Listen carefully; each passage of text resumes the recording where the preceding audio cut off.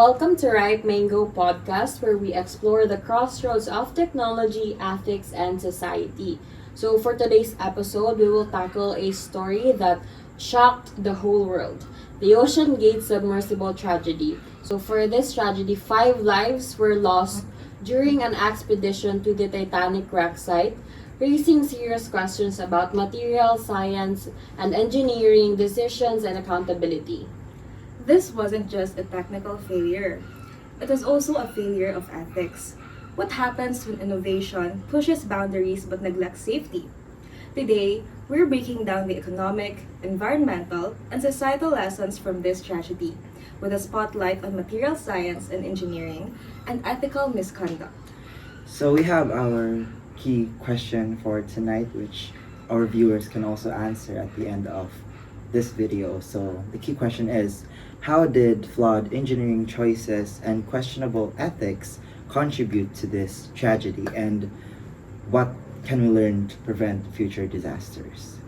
So let's start with the material science and engineering aspect. So the OceanGate submersible used a carbon fiber titanium composite hull. So while this is innovative, the material wasn't thoroughly tested for repeated use at the extreme depths of the Titanic wreck, which is about 12,500 feet below.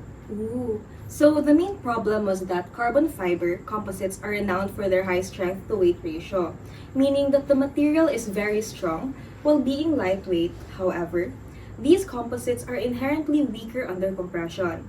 And we know that under the ocean, there is a great amount of compressive forces. So that's right. And then let's talk about the two main failures that likely played a role in the OceanGate tragedy. So we have snap buckling and delamination. So snap buckling happens when the structure suddenly collapses under pressure. So it's like a soda can being squeezed. And delamination happens when the layers of a composite material, such as the carbon fiber, start peeling apart, weakening the structure. Ooh, so that's really insightful because then both failures highlight why rigorous material testing is critical, especially in extreme environments like the deep sea. So ignoring these risks can lead to catastrophic consequences, as we've seen. Well, speaking of testing, despite these known risks, OceanGate still chose not to have their vessel classed, arguing that it would hinder their innovation. So, speaking of classing actually refers to the process of having a vessel independently inspected and certified by a regulatory body to ensure it meets accepted standards for design, construction, and operation. So the CEO, Stockton Rush, even dismissed industry experts who voiced their concerns about it. And this ties directly into a broader issue, the move fast and break things culture. So this has taken root in some parts of the engineering world. So the OceanGate's decision to skip classing, as you've mentioned earlier, they claim rather that it would slow down their innovation. And this is a clear example of this move fast and break things culture, which is not good. Yeah, and this culture, which prioritizes speed and cutting edge design over safety, might work for apps or software, but in life critical fields like deep sea exploration that really involves human life, it's downright dangerous. So, rapid innovation without rigorous testing isn't progress, it's recklessness. That's right. True.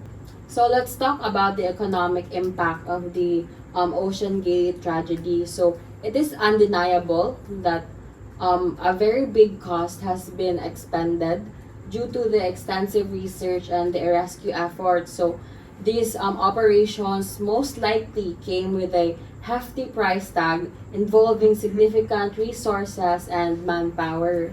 Yeah, so that's true, Zelno, because OceanGate's business model also played a huge role. So imagine that you charge passengers $250,000 per trip.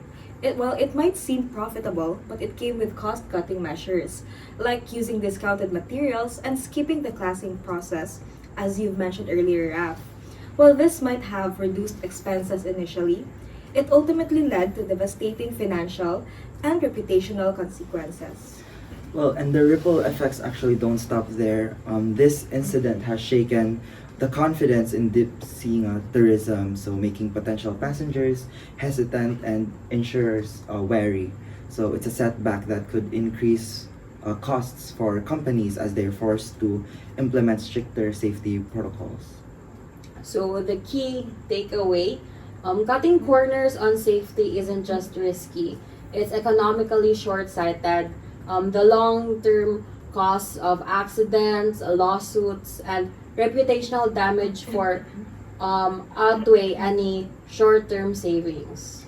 Yes, no. So ultimately, investing in safety isn't just about ethics, it's about sustainability. If this tragedy teaches us anything, it's that no innovation is worth sacrificing the fundamentals of safety and accountability. Now let's take a closer look at the environmental side of this tragedy. So the implosion of the Titan scattered debris, including materials like carbon fiber, titanium, and electronics, across the ocean floor near the Titanic wreckage site. So while the exact long-term effects of these debris are still unknown, it's likely that they could impact the fragile deep sea ecosystem. And I'd also like to add that there's a risk of the chemical leakage rather from components like the submersible batteries, which could create localized disturbances. And we know that deep sea environments are very delicate, and any disruption, whether physical or chemical, can affect the biodiversity and have a lasting consequences. Well, no, this brings up an essential point. So that would mean engineering for exploration must also account for environmental stewardship. So it's not enough to explore uncharted territory. We also have to actually ensure na our innovations don't leave lasting damage. So with that, sustainability really has to be at the core of any like venture, right? And on the other hand, on the societal aspect, this tragedy has sparked intense scrutiny of private deep sea exploration companies, and there's a growing concern over how these companies balance innovation with safety. And we'll likely see more calls for stricter regulations to prevent disasters like this. Yeah. And it's not just about regulations. This incident has also eroded public trust in technological innovation, especially in high risk industries. So, OceanGate's disregard for established safety standards sends a troubling message about prioritizing speed over responsibility. So at the heart of this conversation is really about ethics. So the Titan tragedy serves as a powerful reminder that engineers really have a responsibility to prioritize safety and transparency above all else. So innovation should never come at the cost of human lives or public trust. Yeah, and this is not just about one company or one incident. So it's a wake up call for the whole engineering community to revisit how we approach risk, ethics, and accountability in our pursuit for innovation and progress. Okay, so after everything we've talked about tonight, what can we learn from this? First, rigorous material testing and adherence to safety standards are essential. No exceptions. Second, well, engineers and innovators have an ethical duty to balance ambition with accountability. Lives should never be the price for cutting corners. And then lastly, we need to address systematic issues from regulating high-risk ventures to designing technologies that prioritizes safety and sustainability. So, after everything that has been said, this tragedy can inspire change if we're willing to learn from it. As aspiring engineers, explorers, and as a society, we have a responsibility to do better. Exploration should expand our horizons, but must never come at the cost of safety or ethics. Thanks for joining us tonight on this important conversation. Don't forget to like and share, and we'll see you in the next one here at Ripe Mango, where we explore the crossroads of technology, ethics, and society.